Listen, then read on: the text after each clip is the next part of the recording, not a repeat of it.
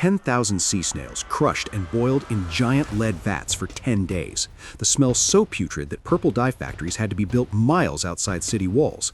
All of this labor, all of this horror to produce 1 single gram of dye. 1 pound of Tyrian purple cost 3 pounds of gold. Roman emperors made it illegal for anyone outside the imperial family to wear the color. Violators faced execution. Purple wasn't fashion. Purple was power encoded in fabric. The Phoenicians built an empire on this dye, harvesting murex snails from the Mediterranean. They controlled the trade for centuries from the city of Tyre. When Alexander the Great conquered Tyre in 332 BCE, he found stockpiles of purple fabric worth more than the city's gold reserves. The Roman Empire continued the monopoly. Cleopatra's sails were dyed Tyrian perm to announce her arrival. Byzantine rulers signed laws in purple ink and called children born to reigning emperors porphyrogenitus, born in purple. When Constantinople fell to the Ottoman Turks in 1453, the purple harvesting operations were destroyed. For 400 years after, true purple essentially disappeared. The color that defined empires became extinct. Then, spring 1856 arrives, East London, a cramped laboratory and a family home. William Henry Perkin, 18 years old, chemistry student, stands over a flask with black sludge. Another failed experiment. He's trying to synthesize quinine. He's been trying for months. Every attempt produces the same disgusting result, worthless black residue. He decides to clean the flask. He pours alcohol into the mess to dissolve it. The moment the alcohol hits the black residue, the solution transforms into brilliant violet. Perkin freezes. That color shouldn't exist, not from coal tar, not from industrial waste, not from a failed quinine synthesis. He grabs a piece of silk, dips it into the purple liquid. The fabric absorbs the color completely. He washes the silk in water. The purple stays vibrant. He puts it in direct sunlight for hours. The color doesn't fade. He just created what required 250,000 snails and months of specialized labor, using garbage that cities paid to dispose of. But Perkin isn't trying to make dye. He's trying to save an empire. Malaria is killing British soldiers by the thousands across colonial territories. India, West Africa, Southeast Asia. Tropical diseases are collapsing military operations. The only effective treatment is quinine, a compound extracted from the bark of South American cinchona trees. Natural supply can't meet demand. Ships take months to bring cinchona bark from South America. By the time it arrives, soldiers are already dead. The British Empire is desperate for a solution. If someone could artificially synthesize quinine in a laboratory, they would save thousands of lives. They would secure British colonial power. They would become a national hero. Perkin wants to be that hero. He's a student at the Royal College of Chemistry in London, studying under August Wilhelm Hofmann, the world's leading expert on coal tar chemistry. Hofmann believes quinine can be synthesized from aniline, a coal tar derivative. The molecular structure of quinine looks similar to compounds found in coal tar. The synthesis should be possible. Coal tar is everywhere in Victorian London. Gaslighting companies produce it as waste when they burn coal to make illuminating gas. Millions of gallons pile up. Cities struggle to dispose of it. Burning coal tar produces hazardous black smoke. Burying it kills vegetation. Dumping it into rivers turns waterways toxic and kills fish. It's an environmental disaster nobody knows how to solve. Hofmann thinks this toxic waste might contain the chemical building blocks for medicines. He assigns Perkin to investigate. Perkin takes the project home. He sets up a laboratory in a small room at his family's house. His father is a carpenter. His family isn't wealthy, but they support his experiments. Easter vacation 1856. Perkin works alone while his classmates rest. He's testing different oxidation reactions with aniline. He mixes aniline sulfate with potassium dichromate and sulfuric acid. The reaction produces a reddish-black powder. He analyzes it. Not quinine. Complete failure. He modifies the approach. He tries using toluidine, a related coal tar compound, instead of pure aniline. Another black mess. Another disaster. The molecular structure is wrong. The reaction pathway isn't working. Weeks of effort producing nothing but sludge.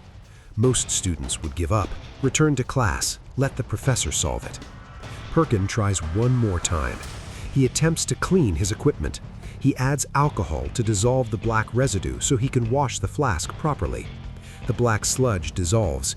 The liquid turns the most extraordinary purple he has ever seen. Perkin was an artist before he became a chemist. He understands color. He understands value. This purple is exceptional, deep, vibrant, unlike anything produced by natural dyes. He tests it scientifically. He dyes silk fabric and washes it repeatedly. The color doesn't bleed. He exposes it to sunlight for days. Natural dyes fade within hours of sun exposure. This synthetic purple remains brilliant. He tests it with different mordants, the metallic salts that help natural dyes bond to fabric. His purple doesn't need mordants. It bonds directly. Perkin realizes what he's holding. For thousands of years, purple dye has been the most expensive luxury product on Earth. Royal households spend fortunes on it. Fashion industries can't access it. Textile manufacturers dream of affordable purple.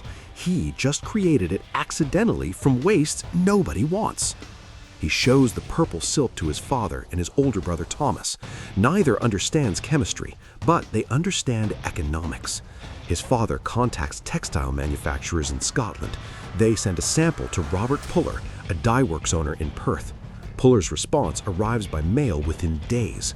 Revolutionary, unprecedented, commercialized immediately. June 1856. Perkin makes a choice that horrifies his professor. He tells Hoffman he's dropping out of the Royal College. He's abandoning his chemistry education to build a factory.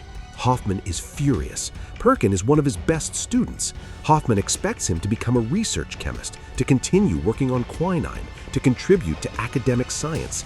Instead, Perkin is choosing business over knowledge. Perkin doesn't care. He sees the potential. His father takes his life savings. They find a site in Greenford, a small village on the Grand Union Canal northwest of London. The canal is crucial.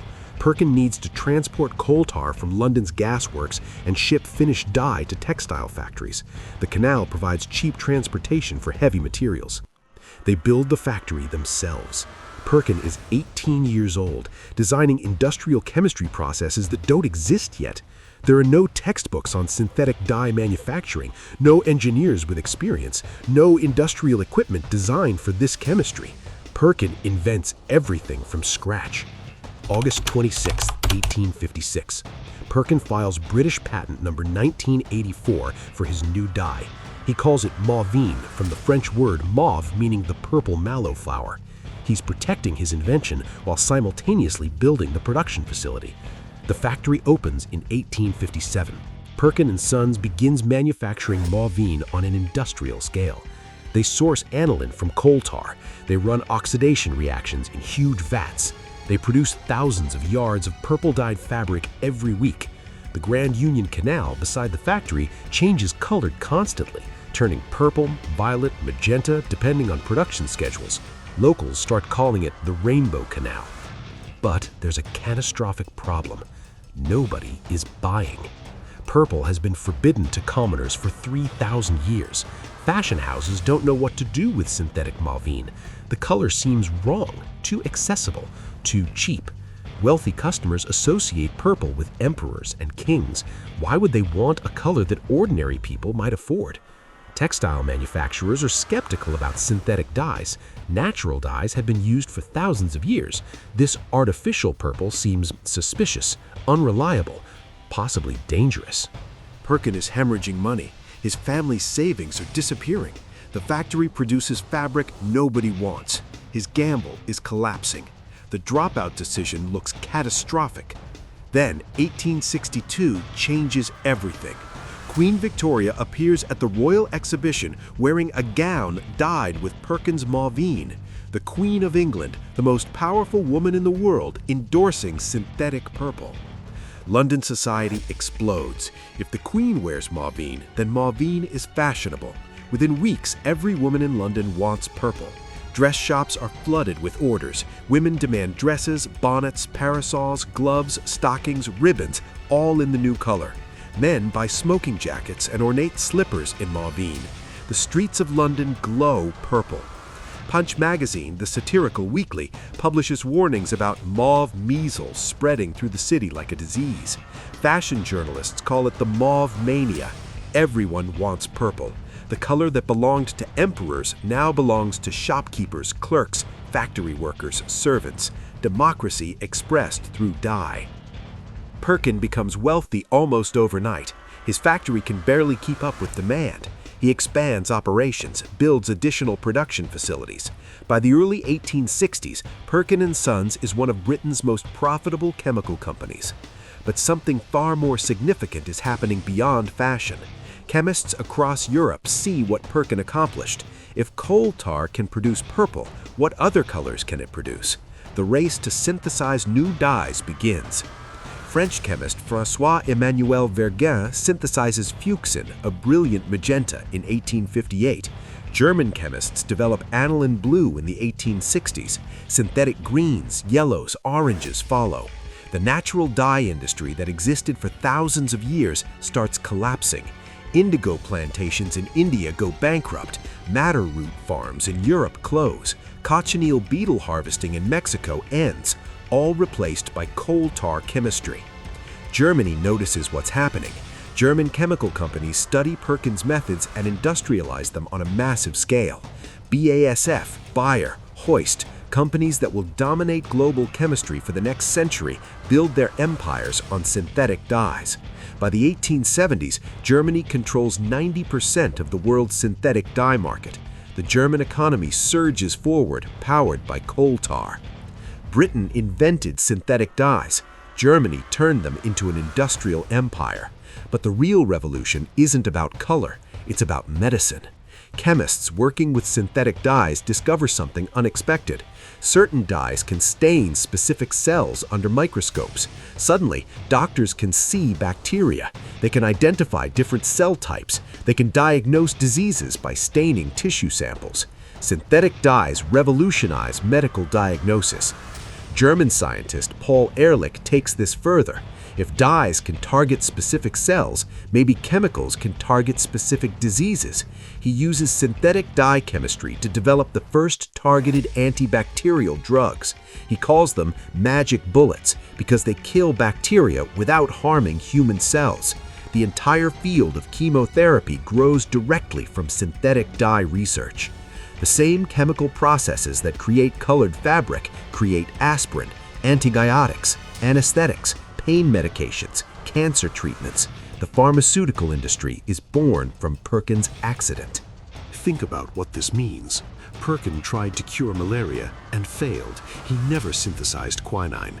That problem wouldn't be solved until 1944, nearly 90 years later.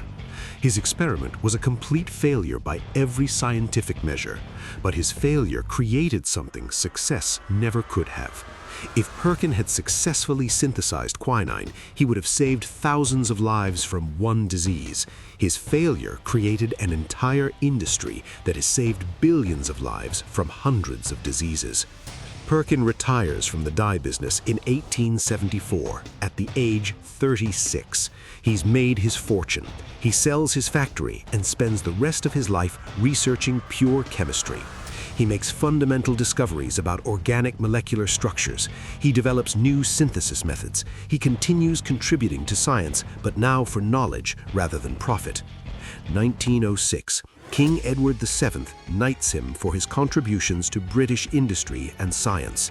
Sir William Henry Perkin, the dropout who changed the world, the failed quinine synthesizer who accidentally founded modern industrial chemistry. Perkin dies in 1907, 1 year after his knighthood. His obituary calls him the father of the modern chemical industry. Newspapers worldwide recognize his importance. The student who left school became more important than any professor. Right now, the synthetic dye industry is worth hundreds of billions of dollars globally. Nearly every piece of colored fabric you own contains synthetic dyes descended from Perkin's accident. Your clothing, your furniture, your car interior, all colored with chemistry born from that flask of black sludge. The pharmaceutical industry traces its origins directly to Perkin's work. The medicine in your cabinet exists because an 18-year-old tried to wash his failed experiment down the drain and got curious about the color instead. For 3,000 years, creating purple required enslaving workers to dive into the sea and harvest snails. 10,000 snails for 1 gram, months of labor for 1 yard of fabric, fortunes spent on a single robe, empires built on controlling the supply. One evening in a home laboratory, that entire system ended. Perkin's synthetic mauveine cost a fraction of natural purple. It was brighter, more stable, easier to apply. The 3,000-year-old Tyrian purple industry collapsed within a decade. The color of emperors became the color of everyone. Perkin's story reveals something crucial about innovation.